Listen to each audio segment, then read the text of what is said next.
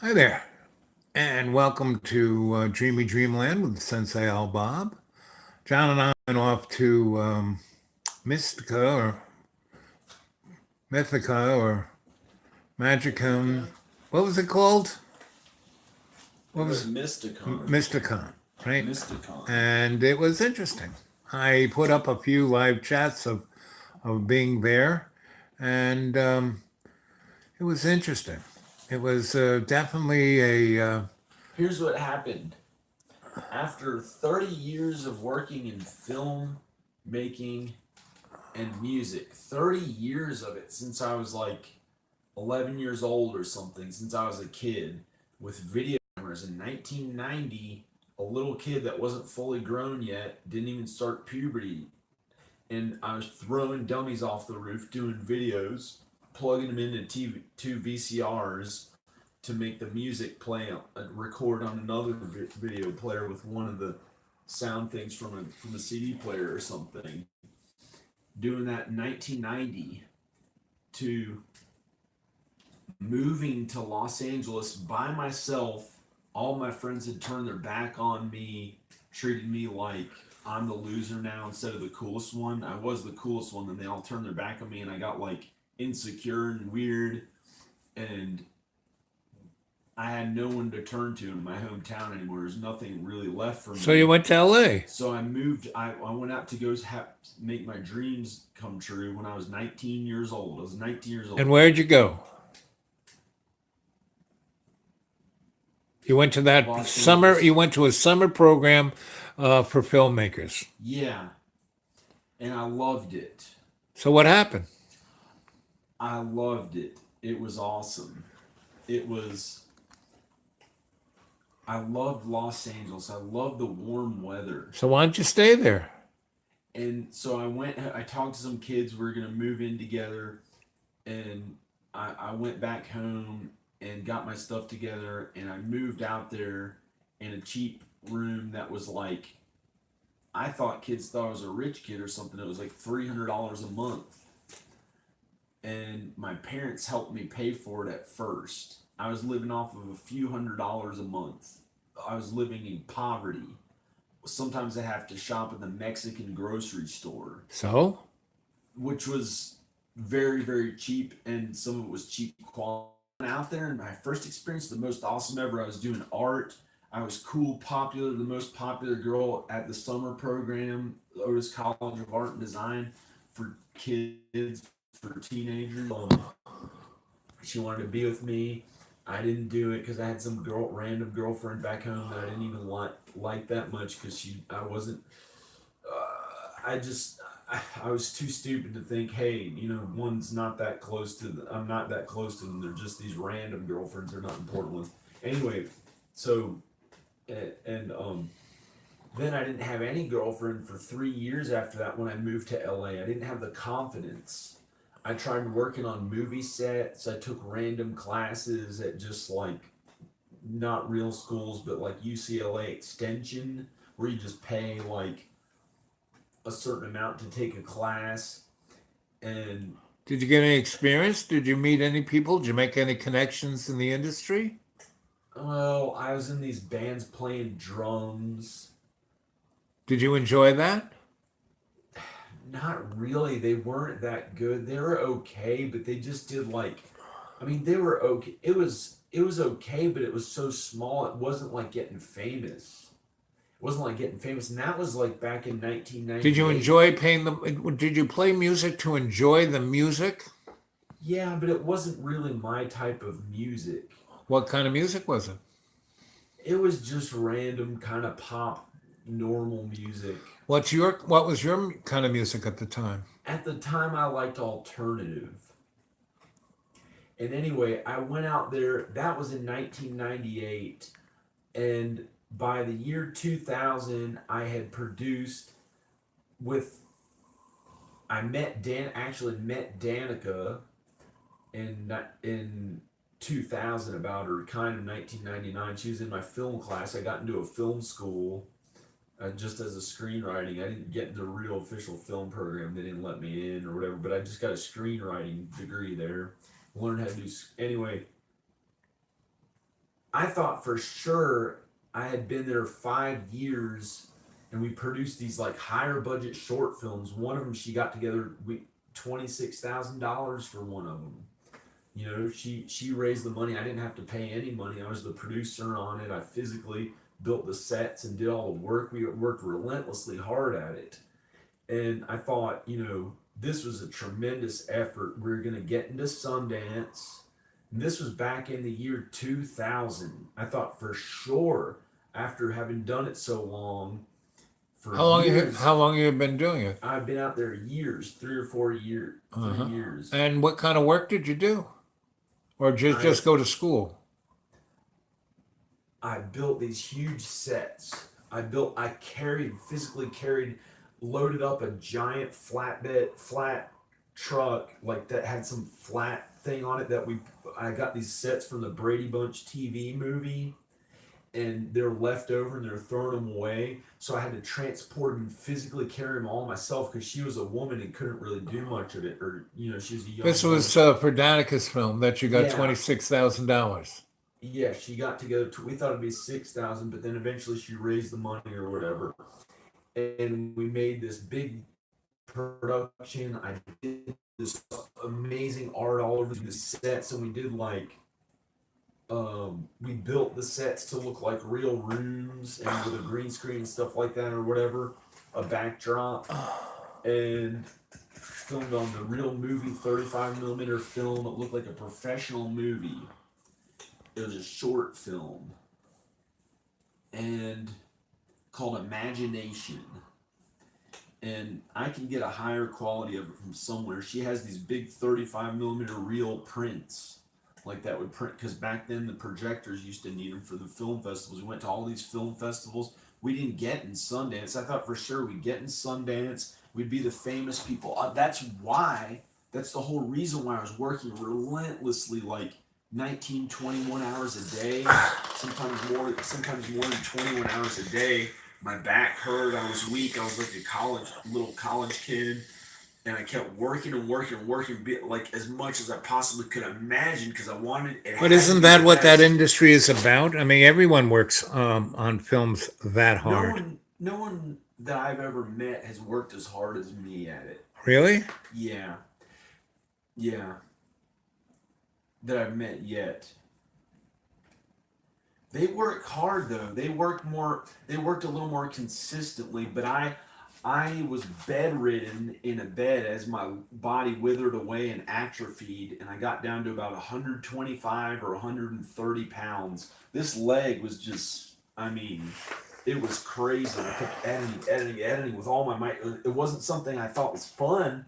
It was just something I had to do to make sure. And actually, it got in some had to be made film festival, and it was a short film I made for like $200. That's how I taught myself how to edit. So you learned how to edit. Yeah, but I laid in a bed with the computer next to the bed for 9 months, peeing in a cup because I could barely walk to the bathroom. I just kept editing and editing and editing, relentlessly, torturously, sort of, not that bad. It wasn't that horrible. But at the end of the 9 months, I hadn't cried in years that I remember, or since I broke up with Danica, because part of it was like I had to break up with her, um, and I had to move back home with my parents from LA to finish editing it. How come you just didn't stay in LA and get a job in the movie industry doing anything? Because to make a real masterpiece film, I needed a lot. I needed Why that did you need time to to make a do it. masterpiece film? Why didn't you just kind of work in the I industry? did at first.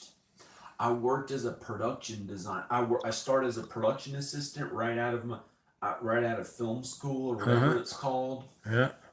My BA, when I was getting my BA school or Uh-huh. whatever. Uh-huh. It was a pretty good year. I went to a good film school, kind of good.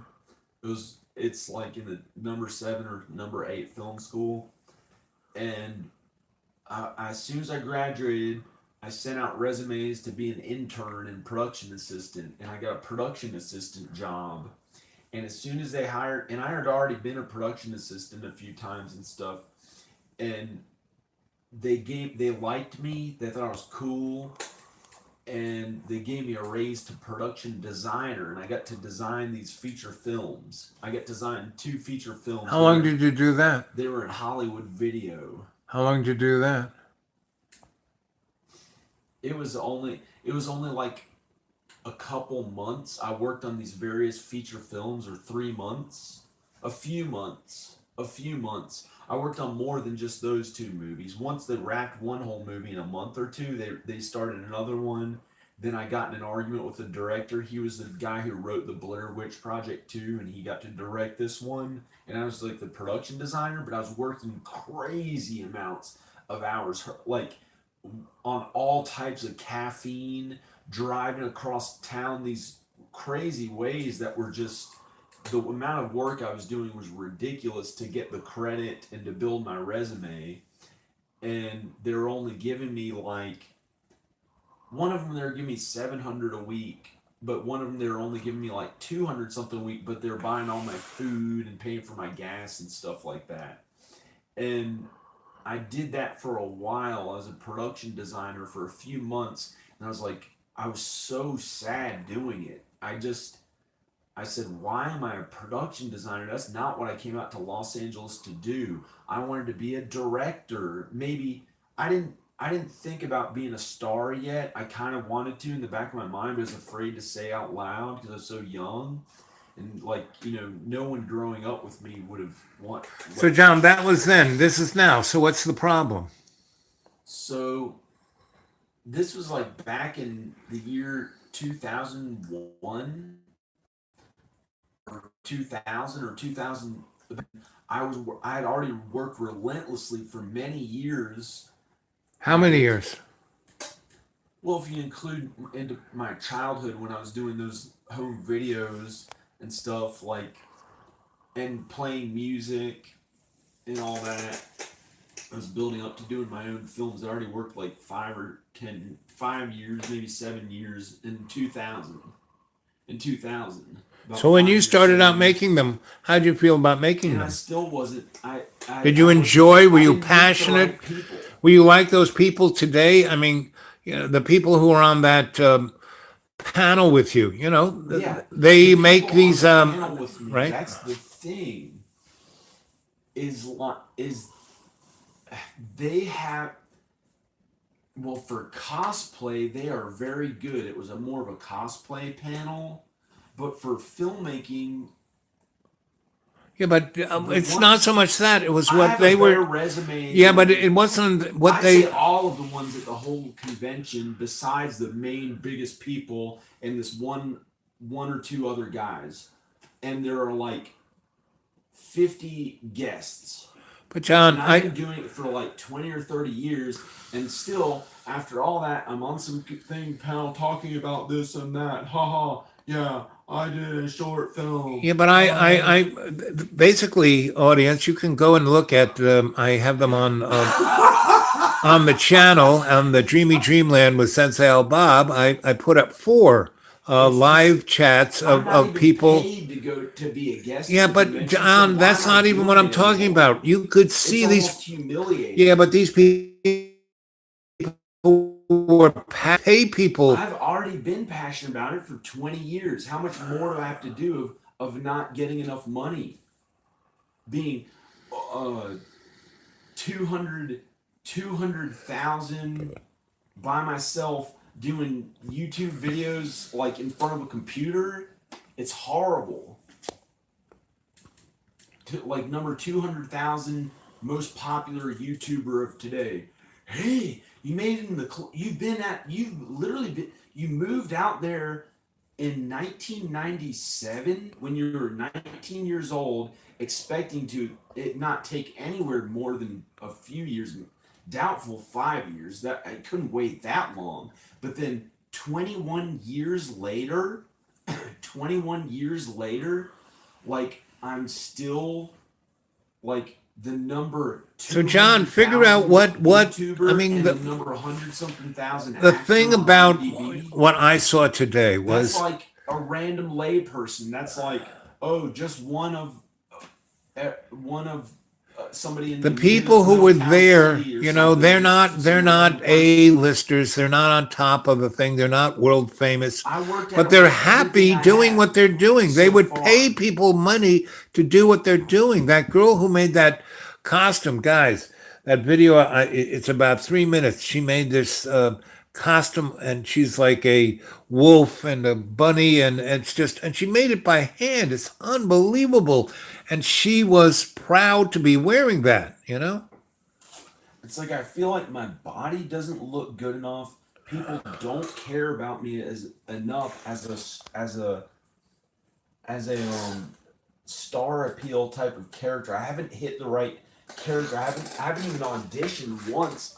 I've had to just meet all the filmmakers. I've had to meet filmmakers, and then once we make friends, then I can be in their movie. Or I had to make all of the whole movie from the bottom up, create it from scratch, write it and everything, all the whole thing, all myself, just to act in it. But usually people who do that have a passion about that thing Yeah, that they're making. of course, I had it more than anyone for 20 years, and then all of a sudden, like, I mean, I still look good enough now, I guess, to be a leading man, but no one has given me some role or something, But and I have. you're on top of a mountain at the school here. If you really wanted to do that, you'd have to go to LA and play the game, you know? Or somehow my YouTube page, after you all have seen how relentlessly and continuously and consistently I've uploaded videos, many videos a week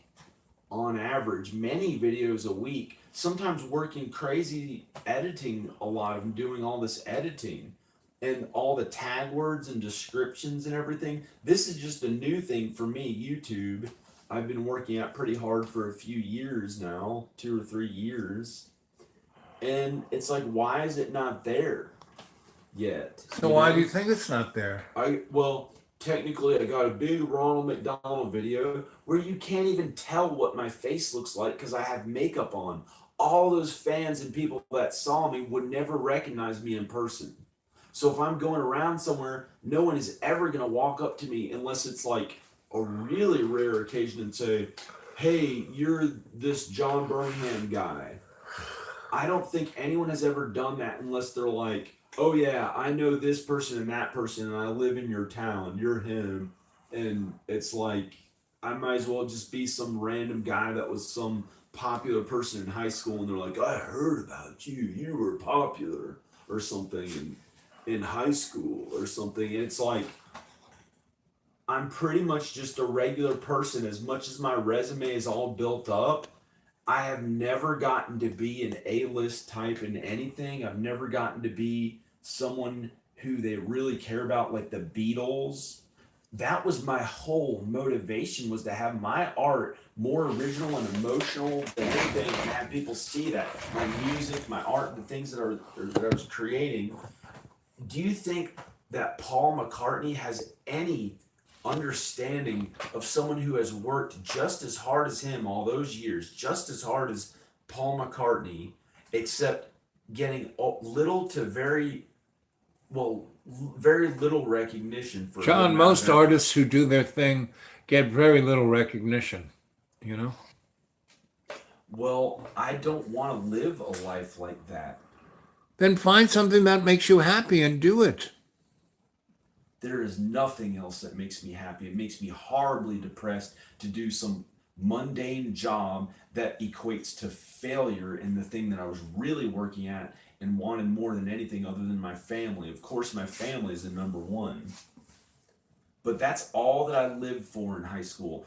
All that ridicule and looking down on and forced into silence in all those classes, minute after minute, when they were treating me like a freak for the little things wrong with my face constantly, Yeah, but that was then, year John. This after is year. now. There's This nothing what I wrong with your told myself, face. one day I'm gonna do this thing that I want to do, and I'm still not there yet. And I want to see it with my own eyes while I'm alive. I don't want to die without seeing it happen. And if people actually watch some of those films, the crazy level of sound design, that's literally 100 layers of sound in some instances.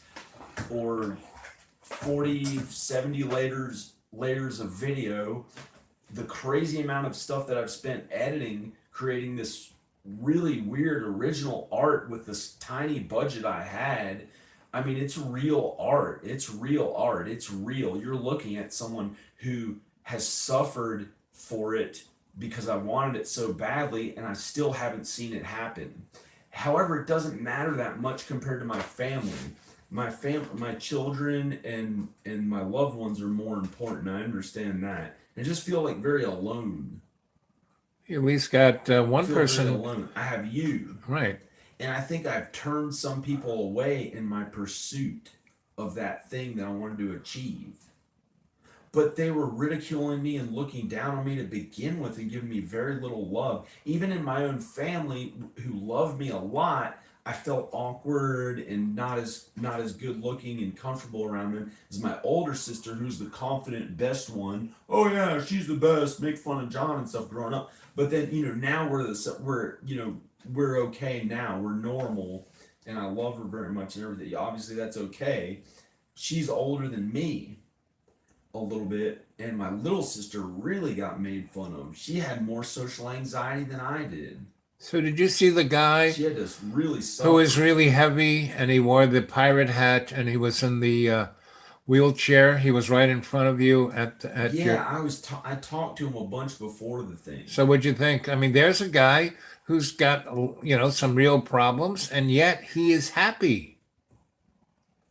I had a big talk with him. I went out of my way to find where he So was, what'd you think? and I found him Yeah. because I saw him in a wheelchair, and um I wanted to describe to him my diet that can help him to lose weight. It's 100% weight.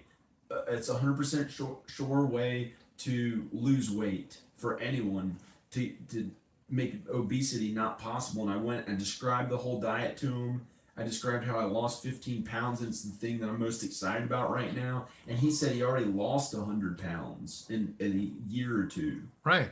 and he's losing it. He loses weight, plateaus, loses weight, and then he's been losing weight. But I described to him further how you can eat whatever you want of fruits and vegetables and protein and some fats in moderation. I described my whole thing that I've been using to lose weight. I lost 15 pounds.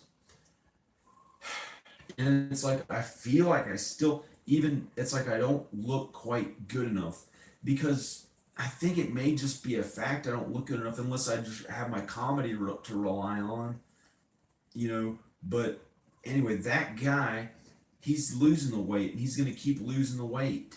Yeah. So he's already gradually losing weight, and hopefully he won't be in a wheelchair soon. Well, he has issues that he's not getting out of that wheelchair. Oh, I hope he gets out of it. If he loses that weight, he can probably. Well, he has nervous, problems that his motor operation, you know, That's the thing. he The has nervous system he has multiple connects the body, sclerosis. body to the mind. He has MS. Like, yeah, the He's body and the mind. The nervous system, you can help the connection to the body and the mind through exercise, through strength training and diet. You can really help all of that, all the systems of the body, Yep. the nervous system, the muscular system, all the muscles, the skeletal system. You strengthen every part of the body, including the mind, when you do strength training. You're motivated enough. Strength training is unbelievable. It doesn't So just there you help go. muscle. You're moving I'm into 41 and I you're can run up and down you're miles up you're and you're down this moving whole into a mountain. new category. You're going to become a health a counselor. You're going to be a trainer. That's a new direction for you. Yeah, I'm not trying to tell too many people about it because I'm not there yet with my body. I look good enough. I've got like kind of lower body fat, but it's ridiculous to like take my shirt off too much because I have 22% body fat. And compared to most regular people, that's okay. But still, I suffered through 10 years of social beatdowns, Everyone mental has, John. mental John, beatdowns. everyone here on on the chat is going on about 25 years, if you consider some certain people in my family, the way they treated me for being against the things, for instead of just going along with them and siding with them, I put up a fight and did stuff like had this really outlandish hair and looked like really weird and alternative. In school, I had hair that went down to here one time, but no one really knew because I tucked it behind my ear and it looked like a normal haircut. Then all of a sudden, out of nowhere, I do it to make people think that it was really weird. I pull it down from my head, yeah, or something. Like I do something like that. And they go, what is that? And this was in like the early '90s. I looked so weird. I had pieces of things glued all over my shoes. is that when and you then were I dressed normal. and Sometimes. that was in your high school? Yeah, I dressed normal, but I was the weirdest one in junior high. It was Right. in junior high.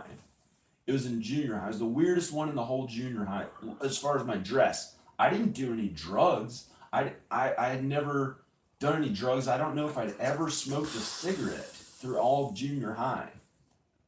I never drank. The other kids, they might have drank and did drugs the ones that were like popular more, but maybe they didn't. I don't know. I think that junior high was a good one where they didn't do any drugs. But they kicked me out of school for putting my hair in a mohawk, with the sides having hair on it. It was a little mohawk. It was just brown hair, and I put it in a mohawk like I was taking a bath. But that was back in the Bush era when it was like, they said it was disruptive. All these kids were following me around the hall because I had my hair in a mohawk. A little mohawk was like something that I put something into egg whites or something to make it stay up or something. And I didn't dress that weird. Sometimes I dress normal, and sometimes I dress weird. Oh, well, John, it's I- time for me to start the Yeah, chat. but I don't know what to do. Oh, you're.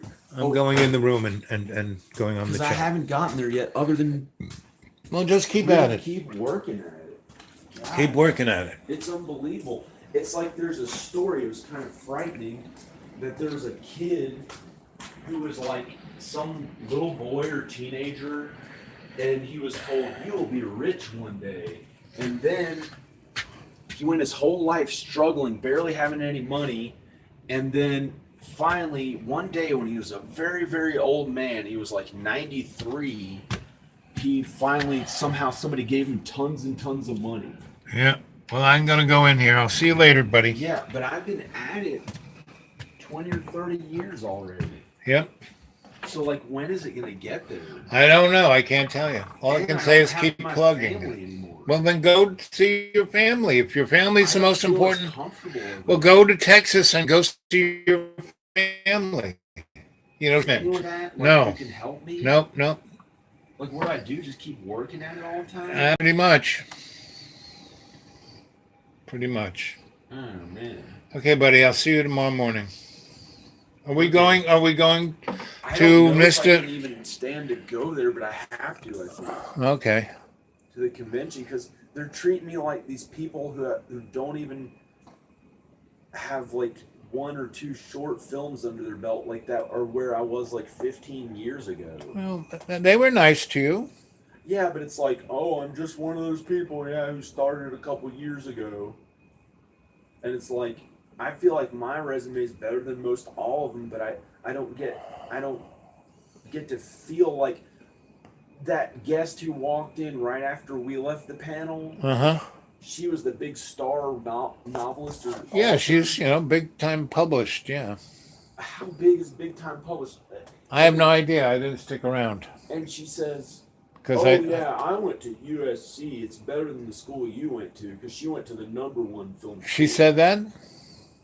She didn't say it in those words, but she said she went to USC. I had a little conversation, and she tried to end it on, "Oh yeah, my school's better than yours. Just wanted to say that." And then I have to feel looked down on, leave the thing in the rain. Well, the people who you were on the panel with, they were very nice to you.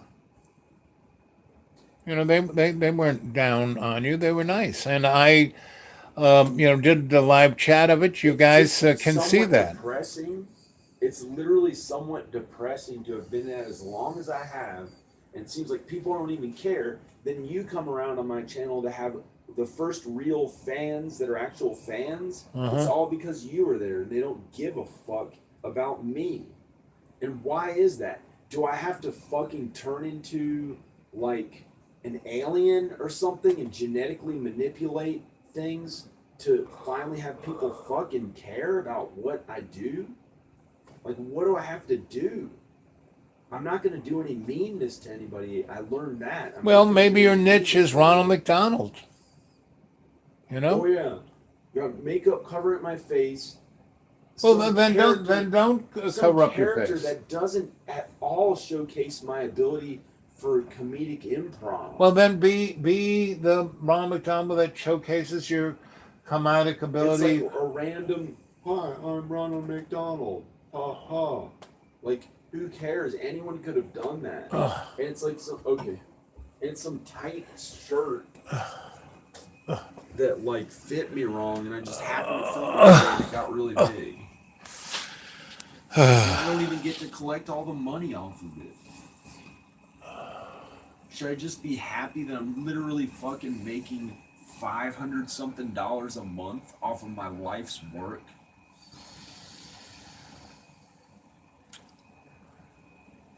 What do I do? Just stop complaining? I was so happy a few days ago, and then I just lost it today after that lady. I had a little talk with her, and it was like, you know,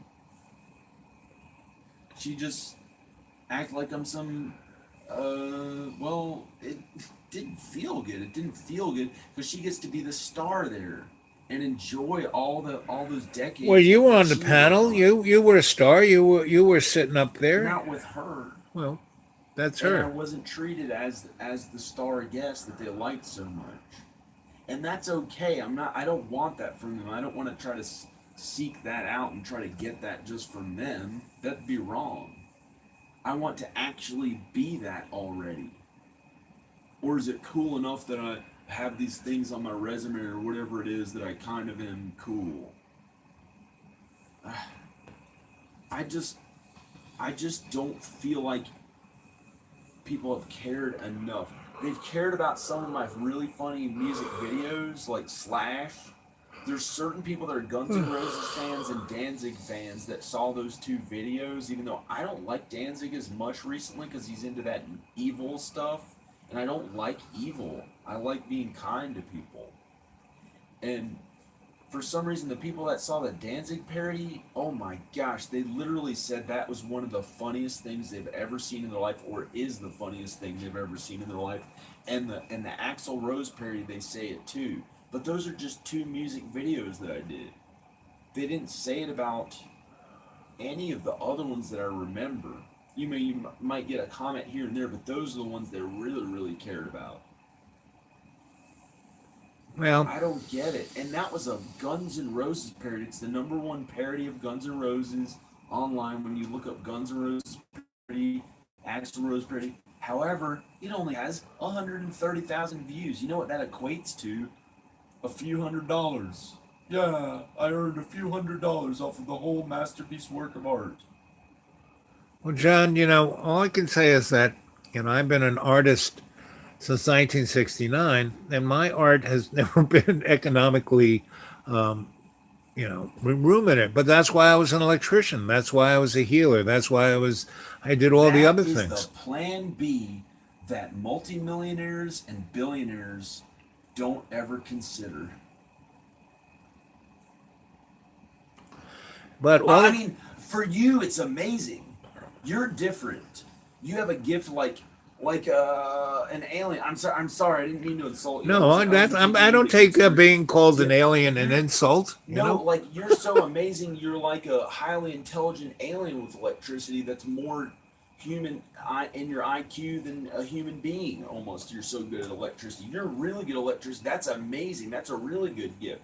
But I'm saying.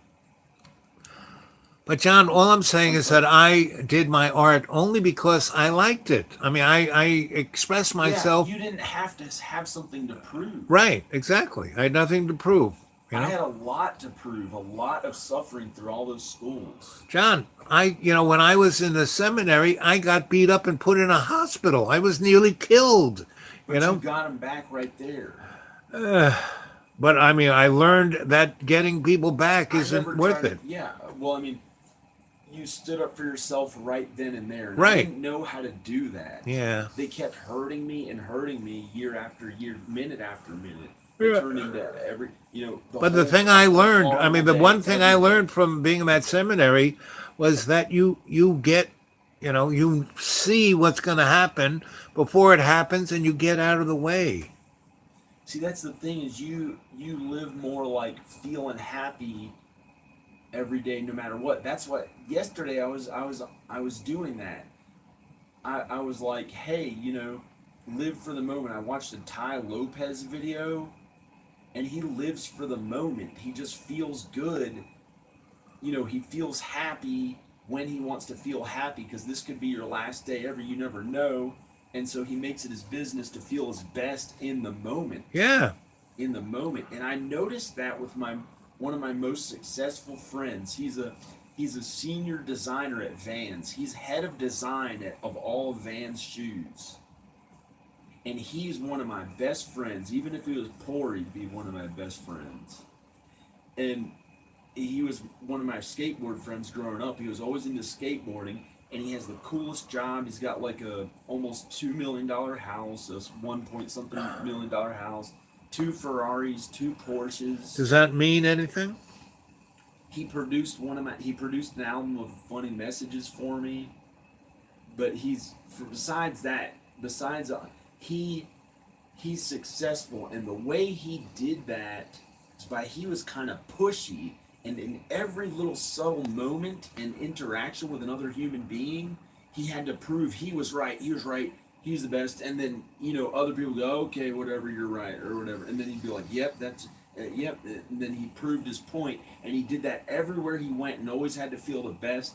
He worked out a bunch, was like really awesome on his body, got in really good shape. So why don't you follow his example? Find that thing that I you. don't want to do something that he did. No, I'm no, no, no, different. no. Not so much what he did, but the way he did it. What do you mean follow his example? I mean, Yeah, you just I take said some of his things, like the things that I'm talking about, but not follow exactly how he did things. But some of his ways of doing things are good, like that living in the moment. That's the whole thing. The living in the moment. Yep. Not feeling bad unless it's appropriate to be kind to other people. That's the only reason. It's always appropriate to be kind to people. It's sometimes never you have to it's stand never down and not appropriate. feel It's a never little bit appropriate to be mean to people, but you don't have to allow people to step on you, and you don't have to be mean. Well, I'm gonna go and close your door. Okay, thank Bye. you. Bye, everybody. I have that every day. That conversation.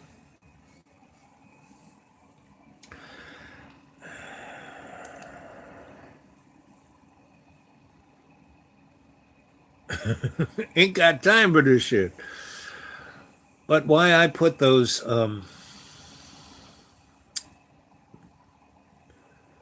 videos from the Mysticon was that these were people who were ordinary people who came there, and they're not world famous. They're never gonna get, even the people who were headliners not gonna be world famous, right? There were these 2 people, you saw them, who did costumes, and you saw the people, Buddy was watching it, and he was like, poking fun, which is, I was like keeping myself from laughing. But what I truly saw in these people is their passion and what they did. And that one girl who was dressed in that costume as an animal, like wolf. I mean, it was some kind of avatar from a video game. And because she made that by hand. you know? And it was like, and so what does she do? Her job is that she writes code for video games, right? And so she makes a relatively comfortable living and she makes these costumes. And at some point, like I said, baby, you need to make a catalog and put it out there because she was amazingly great. And there were those other people who had costumes, they were amazing. Yeah, buddies. Well, that's what this is about. This is like, exactly. There's three, right, doctor, do no harm. Don't get involved unless you're going to have a positive outcome. And don't get involved unless you can learn something. And I am learning. I'm learning patience. I'm learning compassion. I'm learning to not judge, and that's what I'm learning. And this is, important. And that's why I put it out on the Dreamy Dreamland channel because this is an important view. I mean, I spent the last 33 minutes with John because that's up on the channel. And for years, people are going to come back, and that is like, something that can be real. Whoa, you can look at this and see what it is. And, John is really talented, has great gifts and experience, and there is something stepping in his way. I mean, if you go look at the Donnie Chump video we did in the morning after Donnie's, message to the Congress, and where I was,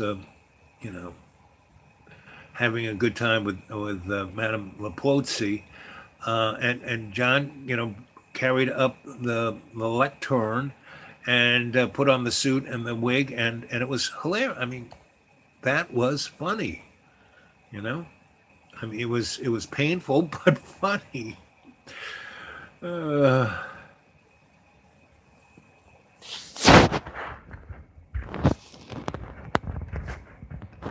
exactly, Twitchy. It was pretty. I mean, everything those people did was amazing, right? And that they came like, so John got to go there. I mean, those people paid $60 a day to go to this thing, right? And the main reason why people go to there because they can share their life with other people who have that same kind of passion. And what's interesting is not, the people at the table selling stuff or the the whatever that thing that was John was involved in because I had a lot of other people having the same kind of talks, and you know and there were all these people who had like I've written all these novels and I just have 3/4 of one up on a blog spot there, right? These people actually went and had them produced as books, right? And they're selling them at tables. That's like a real pain. So did what? I had to. It was like, okay, these people have amazing passion, and then from about 5 o'clock until sunrise, they party down. And I said, we had the all-in pass. We could go up to all of those rooms on the fifth floor and be part of the party. And John didn't want to do that because he didn't want meaningless sex. I said, forget meaningless sex. These are people you can listen to, see what they're doing. That's what I did. I went around and talked to everyone and watched and they had passion about what they were doing. And that's what I didn't judge. I could have said, oh boy, that sucks. But I didn't. I was looking at the passion that they were expounding. That's the thing that I got, really enjoyed. And why I probably will go back tomorrow and I'll drive. I won't have to be with John. And I will stay there tomorrow evening. And not because oh, well, I'm going to hook up. No, because I can hang with these people while they're having fun.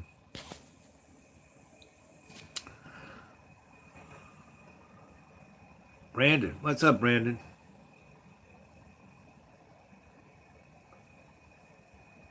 Brandon, where are you, buddy? We'll go Brandon Young. course I'm going to talk to you, Brandon.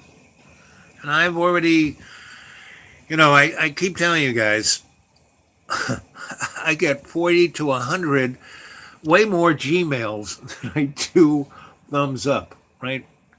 So, and, I don't have all day, but Brandon, I've responded to you, and I will go back and read your stuff. And, if you want to, what's shaking, um, what's the problem, you know?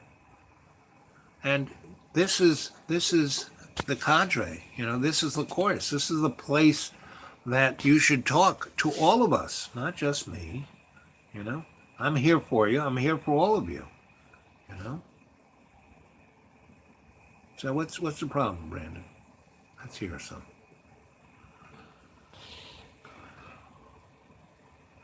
Cool, yeah. Where are we invited, Brandon?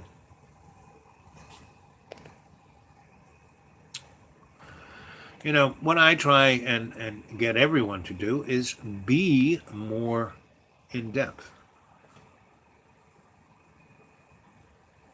Okay, so that's great. Let's increase, if everyone who's the cadre brought three people on,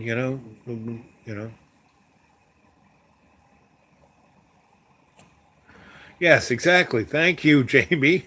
Get used to it. Al is scattered somewhat, but don't take it personally. Have same experience, right? But I'm always there for you, right? There are a lot of people who want my time, and that's just not just here. I have in the city of Roanoke, I'm involved with 10 or 20 social organizations that want my time, and they'll want to pay me. You know, we've always done it for free.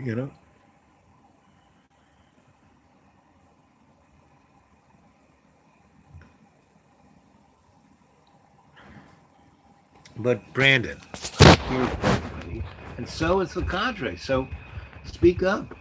You know, I mean, last night's chat was excellent because there were a number of folks who, felt frustrated and upset because I'm not, reaching out, particularly on a specific thing, which, hey, I can't read your mind. I'm intuitive, yes, I can, now, like at this conference or, thing that I went to, I gave a cold reading to about 60 people. I just walked around and talked to people, right?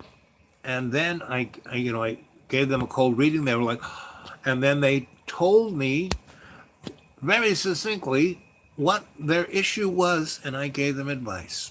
And then I moved on to the next. And tomorrow I'll be there and I'll see more people, and that's, a dynamic that I do. But it was personal, meaning my connectivity is way better when you're standing in front of me, right? But I have learned to put forth the shamanic juice through, the live chat here. Yes, I. That's one reason I'm walking. When I worked for a church, the one thing they gave me was a free pass to go to the YMCA. But then, that whole thing changed, and I don't have that free pass, and I don't have $75 a month is what the YMCA charges for a membership, right? I live on $300, and that includes my car insurance, my gas, my food that I buy for John and myself, and my medicine and other sundries. My car needed new tires last month. You know, so that's one of the little things I had to, you know, forestall. Is but that's one reason I'm walking is that for a year and a half I swam every day.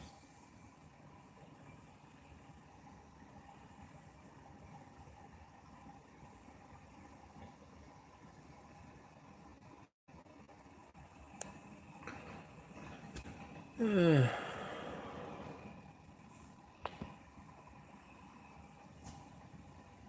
uh,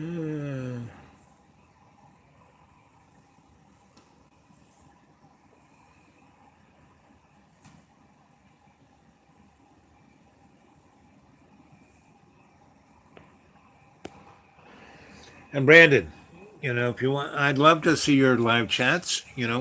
Why don't you? Because I still can't, unless you email me, I can't send off an email to anybody. I have certain limitations. Um, Getting a hold of people's YouTubes and things to look on the internet. If you send me links, I can look at them. And people send me a lot of links, and that's why I look at a lot of stuff.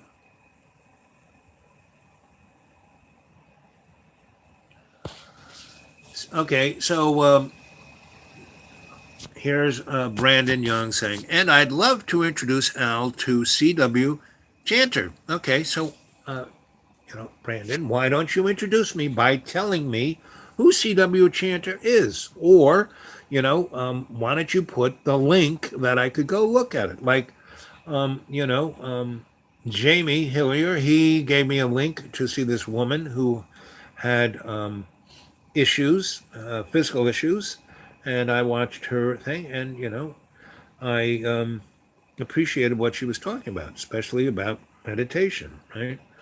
Yet I seem to have not understood the exact thing that Jamie wanted me to get from it, right? And I may not have read his email to me 100%. You know, I can look. Hey, look how I am wearing two pairs of glasses to read this. I'm basically blind. I don't whine about it like other people whine about things. I barely can walk. I don't whine about that. My doctors can't believe I'm alive. Do I whine about any of this? No, because I'm in service here.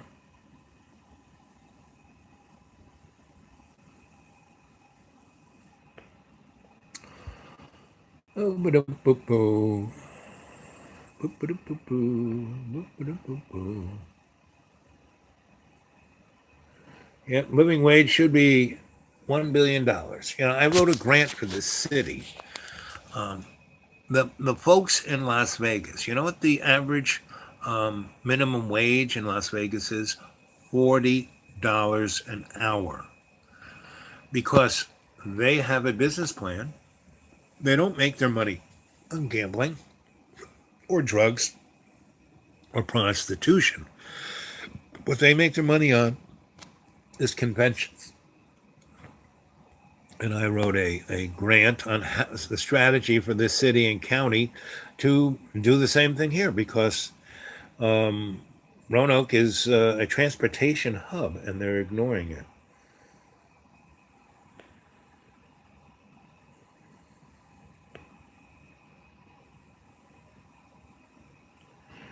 Boop, boop, boop, boop. Music, film, religion, spiritual practice. Yep, those are all my favorites. Uh,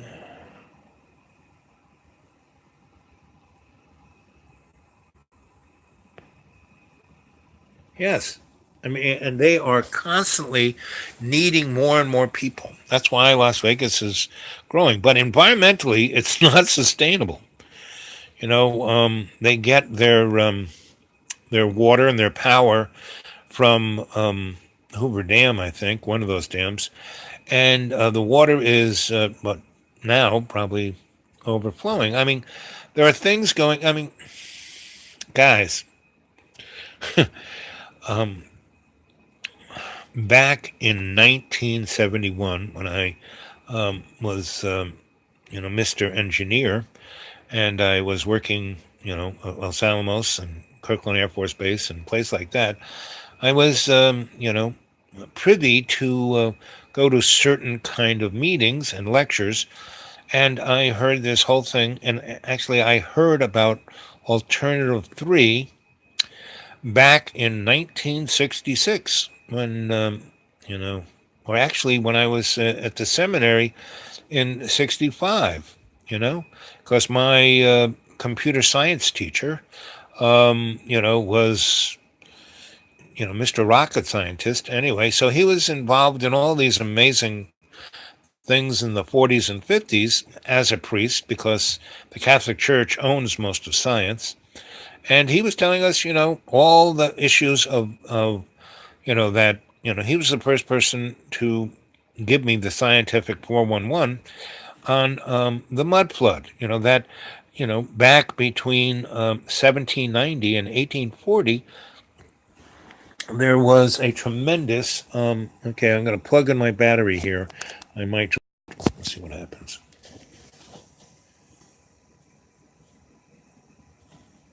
Do, do, do, do, do.